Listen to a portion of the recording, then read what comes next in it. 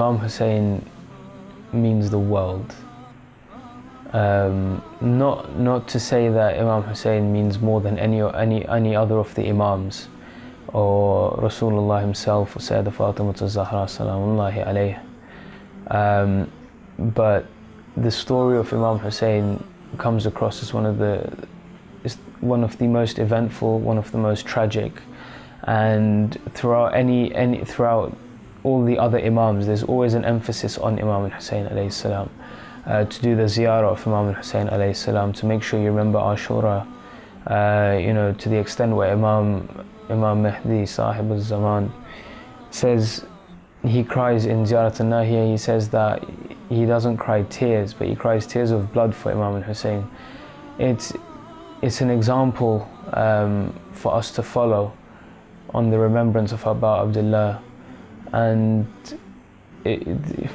every year when the black flag is hoisted onto the shrine, the change of flag, which we only witnessed a couple of days ago, as soon as the moon changes from Dhul Hijjah to Muharram, life itself pretty much changes for me.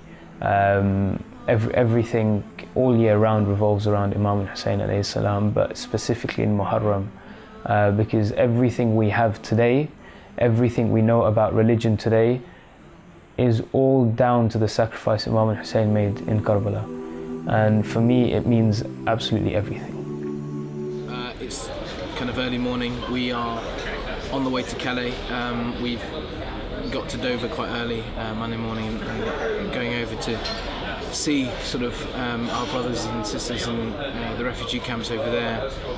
Specific purpose for this trip is to set up provisions for the commemoration of the 10 days of Muharram, of Ashura, and commemoration of the morning from Imam Hussein Islam. So we're hopefully going to go get some material, set up the camp and everything, and meet them and see how things are over in Calais. What Karbala means to me is a very difficult question. But if I could sum it up, 355 days in the Islamic calendar, and the 354 days are like a moon that revolves around the 355th day, which is Ashura. If there was any way to explain it, is that the rest of the year revolves around that very single day. There's many great occasions. There's there's the day of Arafah. There's the nights of Qadr. There's many great occasions. There's the Eids. There's the Istishhad of Imam Ali alayhi salam. There's the Istishhad of Sayyidah Fatima, and we commemorate the days Jannatul Baqi were broken down. But Ashura is something else. The level of sacrifice Imam Hussein gave, people could write about for centuries to come, and they would never understand. And there are no words in the English or the Arabic or any language in the world that would be able to comprehend the sacrifice Imam Hussein gave on that day. From the personalities of Karbala, the people I most likely or attached to the most, there's many, if not all of them, because each of them was sacrificed in a different way, each of them gave their lives in a different way, all for the same cause. And in Ziyarat al-Ashura we pray that if we were with you on that fateful day, we would have been the same. But there's many things. There's the loyalty of Abu Fadl Abbas, and then there's stories of companions, Hani ibn Urwa and Muslim ibn Awsaja. They were men of old age, and there's narrations that Muslim ibn Awsaja even had to tie his turban to hold his eyebrows from covering his face because he had reached over the ages of 90. And he would ride on the horse to go and fight the enemy. And even when Hani ibn Urwa fell, he said to Muslim, he goes, "Don't let Hussein come here because he'll see my cuts and he'll feel bad, because I know when Hussein sees me, you know, I don't want Hussein to see me like this, because he'll start to look after me, because I know when Hussein falls, no one will be there for Hussein. And for Abu Fadl Abbas salamullahi alayhi, he went out into the battle, and he had so much love for his niece Sakina or Ruqayya salamullahi alayha, that he said, you know, his last words to Imam Hussain alayhi salam were, don't take my body back to the tents as you have done with everyone else, because I don't know how I can meet Ruqayya like this, or how I can meet Sakina like this. And another amazing character was Abis, who said, in the love of Hussein I've become crazy.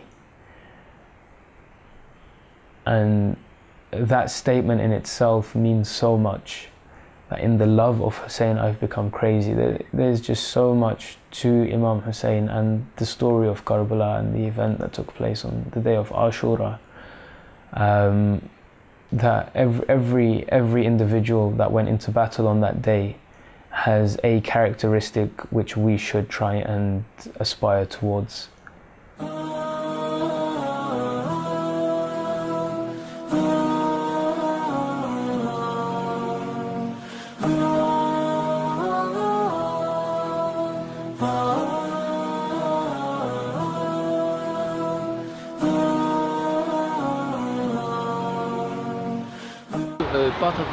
Large part of them want to go to England.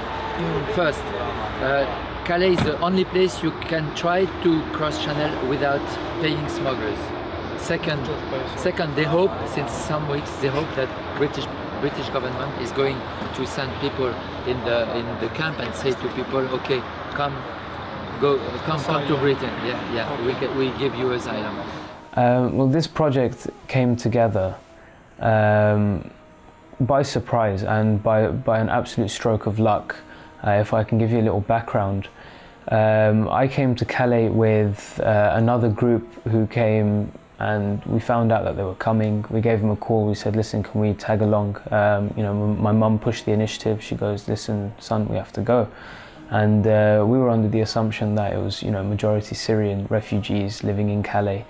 And you know, I'd seen Ross Kemp's documentary, I'd seen a couple of videos on the news, and I went, you know what, I don't do much on the weekends, let's make our way down there.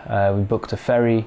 You know, there was me, my mum, my 3 brothers and my 2 cousins in a 7-seater, and you know, we just made our way to Calais. We went to the sorting warehouse, we saw the jungle, we made our way around, and we were just like, this is, to believe you're in France is just incredibly ridiculous. To think that this is how people are living in the Western sphere of the world, you know, the humanitarian human rights.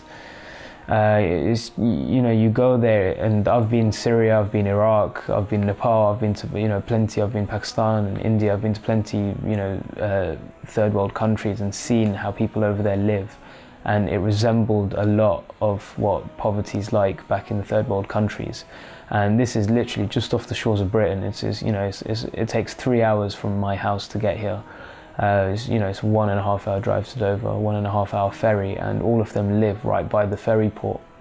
So, you know, on the first trip, I was just awestruck, and I said, we have to go back.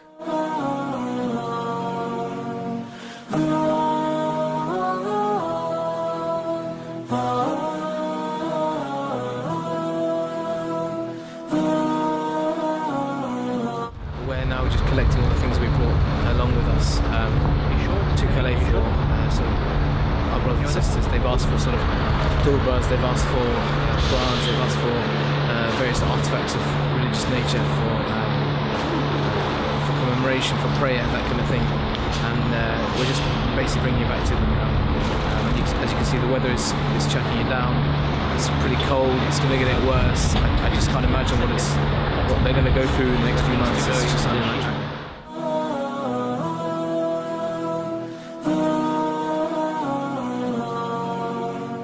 We realised it wasn't just Syrians. There's actually there's very few Syrians around. Majority of the refugees are Sudanese, Eritrean, Iraqi, and there's smaller groups of Pakistanis and Afghanistanis, You know, it's a mix of so many different people, and you know, the jungle, which is what they call where they live, it's been around for almost 2 years. You know, probably even longer. So it's not something new. It's something that's been going around, or it's been there for quite a while, and we just haven't been aware of it. You know, it came to our attention with the picture that went viral of a child washed up on the sea. You know, it struck a lot of interest in the media and made a lot of people aware of, you know, what kind of struggles you know, the refugees are going through. And we came across a tent with a Kuwaiti flag on it. And you know, I saw some of the people. They were wearing aqiq like this one. You know, some of them had Firoza, some of them had Dur Najaf, which are all, you know, quite strong Shi'i rings basically. And they're quite symbolic. And I also have, I also wear on my hand the rope, or what we call the Doro of Hazrat Abbas alayhi salam, which I got from Karbala. So when I asked them who they were, what they were doing, they told me that, look, we lived in Kuwait, but they're Bedouin, which is, you know, basically Bedouin, or what we would know as gypsies. They had no documents, they have no passports. The majority of them moved over from Iraq to move away from Saddam's oppression. You know, simply because, you know, because they were Shia, they had to, you know, move over to save their lives, to save their families' lives. And some of these people were born in Kuwait, but they were never given Kuwaiti nationality. So it came to a point where the government said, if you don't have Kuwaiti nationality, you have to leave our country.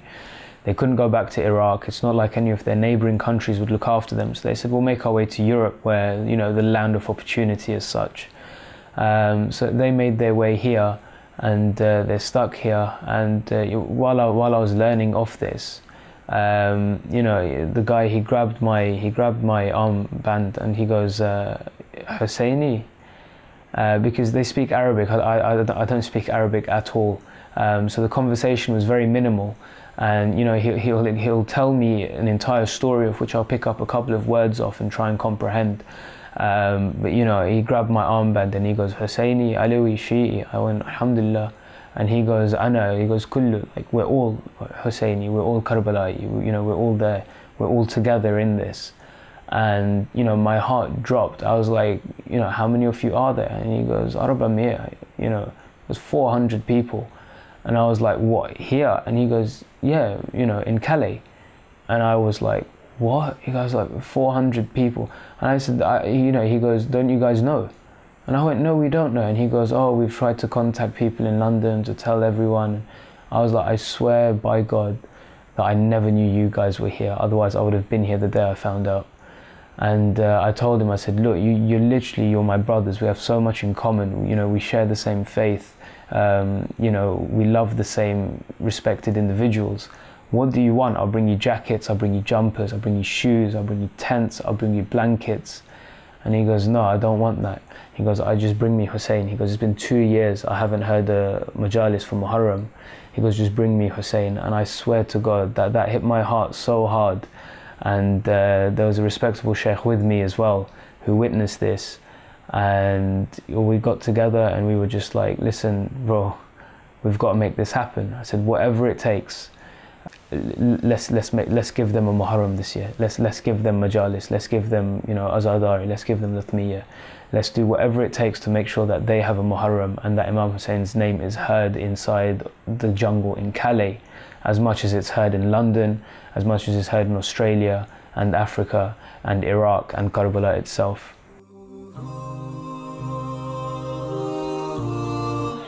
Assalamu alaikum. So we're here on the ferry from Dover on our way to Calais. We have the Sheikh with us, and he's inshallah going to go give the lectures to the refugees over there. There's over 400 Shia, and we're trying to accommodate for them. We'll have a tent arriving on Friday, which is tomorrow, and we'll hold the first night of Muharram for them, which is the third night of Muharram. It will be the first majlis we hold for them, inshallah. يهلا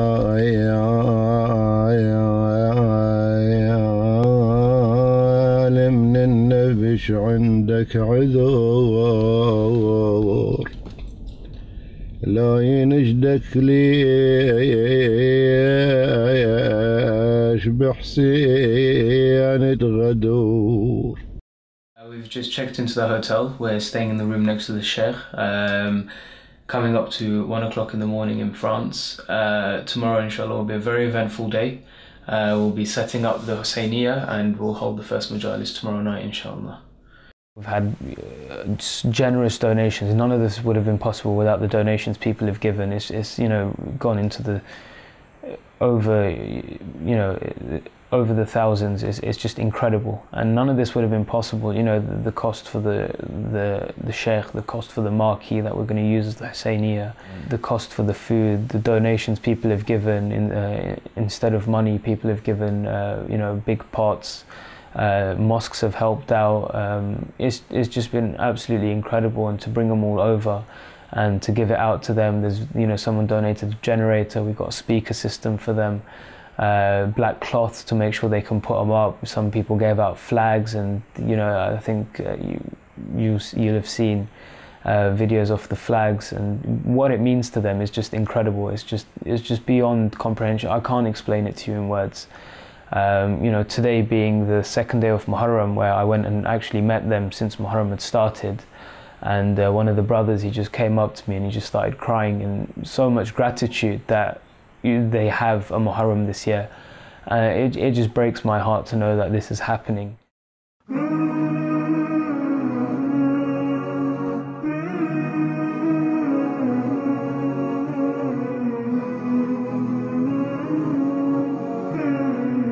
بسم الله الرحمن الرحيم. أنا بصراحة لا أعرف من أين أبدأ وكيف أنتهي عن المعاناة اللي احنا عشناها في كالي وعشناها في أوروبا ككل. كذوبة كانت أوروبا بأنها هي مبدأ الحريات. لو كانت الحريات موجودة في أوروبا وما يدعون أن أوروبا بأنها موجودة حرية، لما دعا الإنسان أنه يعيش بهذا المكان. اسم جنجل هو اسم مكان أدغال للحيوانات، فهل يستطيع الإنسان أن يسكن في مكان للحيوانات مخصص؟ لا أعرف. هذا الكلام أوجهه للمسؤولين الأوروبيين ليدعون الناس بأنهم هم مكان للحرية، وأن أوروبا فاتحة أبوابها للحرية. جينا هنا ما لقينا حرية، لقينا إهانة، لقينا وضع مزري لا يستطيع أي إنسان مهما ما كانت بلده أو كانت ظروفه أن يعيش بهذا المكان. بصراحة جينا والله العظيم لو كنا ميتين في بلادنا بلاد الحرب كنا أكرم لنا أن نعيش بهذا المكان، اللي هو أنك تموت كإنسان دليل. مشكلتك أو أكبر همك كيف تعدي إلى بريطانيا، وحتى لو عدينا لبريطانيا ما نعرف شنو هي الظروف. هل هي أسوأ من كالي؟ هل هي أرحم من كالي؟ ما نعرف. بصراحة أنا عندي إيمان قوي، والموجودين أعتبرهم كلهم هم مؤمنين، لأن الوضعية العايشين احنا فيها لا يتحملها إلا المؤمن أو صاحب الهدف، وإحنا فينا المؤمن وفينا صاحب الهدف. بالنسبة لنا كعراقيين بصراحة إلي كشخصيا، الإمام الحسين يمثل إن مدرسة ليس للعراقيين فقط وإنما للعالم أجمع، مدرسة للصبر بعيدا عن الطائفية، بعيدا عن كلمة سني أو شيعي، مدرسة نتعلم منها الصبر.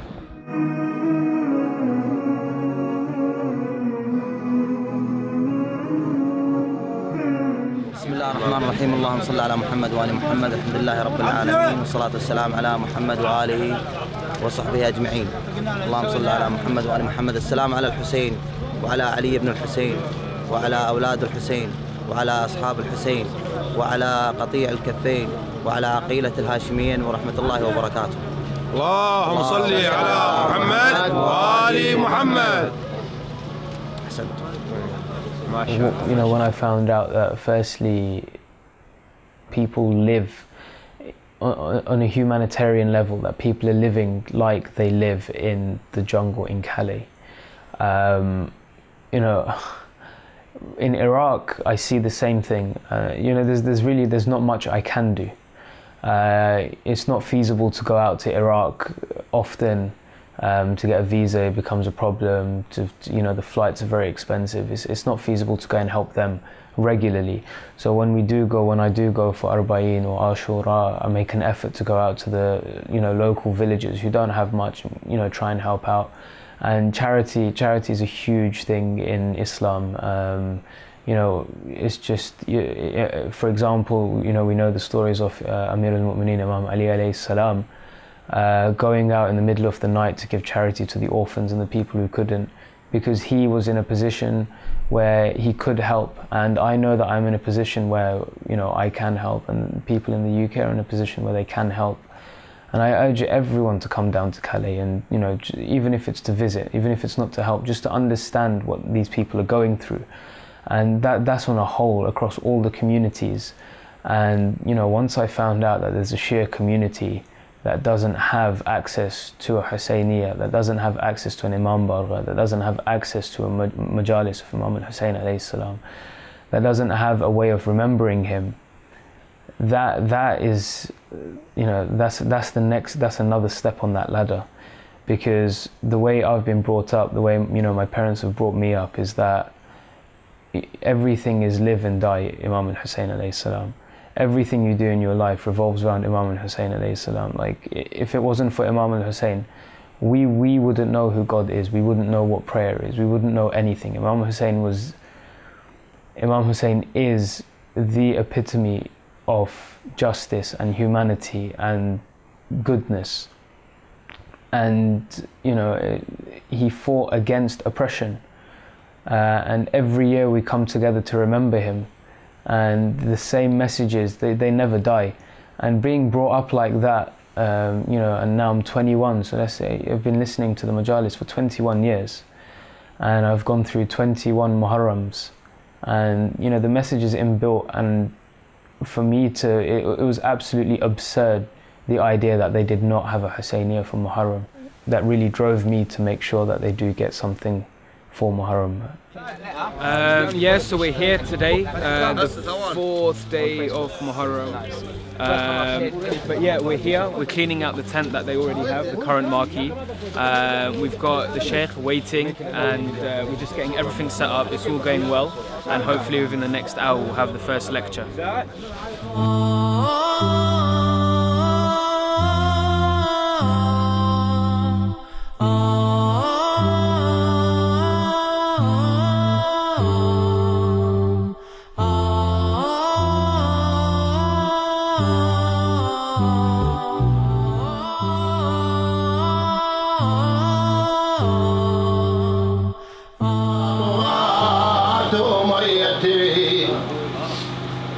كي تشفين من الحسين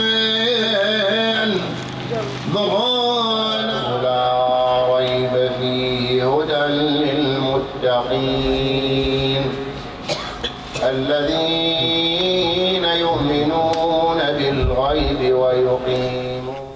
Azadari is, you know, the rituals of mourning Hussein alayhi salam. The beating of the chest, the crying, you know, some other forms, the striking of the sword on one's head, are all ways of mourning Imam al-Hussain alayhi salam. They're all forms of Azadari. And for me, Azadari plays a big role in my life, because it's a physical action which has a much deeper spiritual meaning.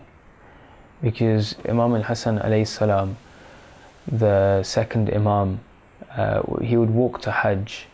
From Medina he would walk to Mecca. He wouldn't take the camel, or he wouldn't sit on a horse in the travels.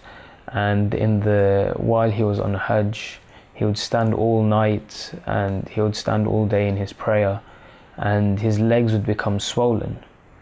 And, you know, people would say, like, you know, "Ya Hassan, your legs are swollen, why don't you take a rest?" And he goes, "It's in this pain that we reach spirituality, and we reach nearness to Allah."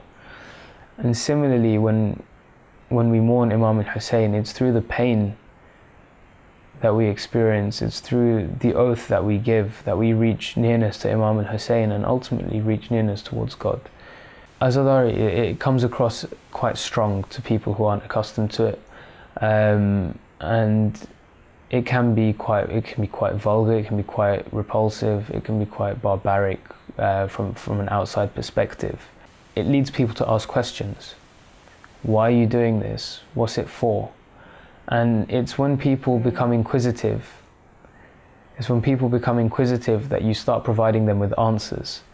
And it's through Azadari, one, you keep your faith strong, because not being funny, you're not going to slap your face or beat your chest over any, you know, Tom, Dick and Harry has to say. So when people see that you're beating your chest in such a manner for Hussein, it leads them to ask, you know, who is this Hussein that, you know, you're beating yourself for?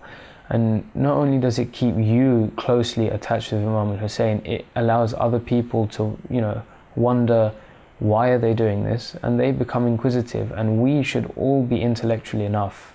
We should all have read the books to be able to answer the questions as to why we do these things, and be able to provide the evidence and provide the answers as to why we express ourselves in this manner. We came 1,500 kilometers to see you today. Assalamu alaikum. Peace be upon you. We want you to live with us in Scotland in peace. But inshallah. I've got a visa application pending to go Karbala for Ashura, inshallah. And if that does come through, inshallah, you know, God willing, I will go. And if I do go, the only thing I can really pray for after seeing what I've seen, and after hearing what I've heard from the experiences of the people in the camp, the one thing that I would ask Imam Hussain alayhi salam is to hasten the reappearance of Imam al-Hujjah, and to bring back justice to this world as it was once during the time of Imam Ali alayhi salam in Kufa, and as it was during the time of Rasulullah in Medina. Because, you know, we're God's creation, and we've been set guidelines on how to live our life. And unfortunately, people today, they're ignorant, and they become extreme, and they cause problems for Islam, they cause problems for Muslims. They create disunity between other religions, they create disunity within the Islamic religion. You know, they have no purpose other than to kill and be barbaric. And unfortunately, no matter which foreign authority, which country, which humanitarian state and humanitarian organization you appeal to, terrorism goes on and it won't stop, and Shias all around the world are persecuted. And I sincerely believe the only way that all of this would stop, and we do reach the stage of Kufa during the time of Imam Ali alayhi salam, and we reach the stage of Medina during the time of Rasulullah alayhi salam, is with the reappearance of Imam al-Mahdi, Ajjalallahu ta'ala farj al-Sharif.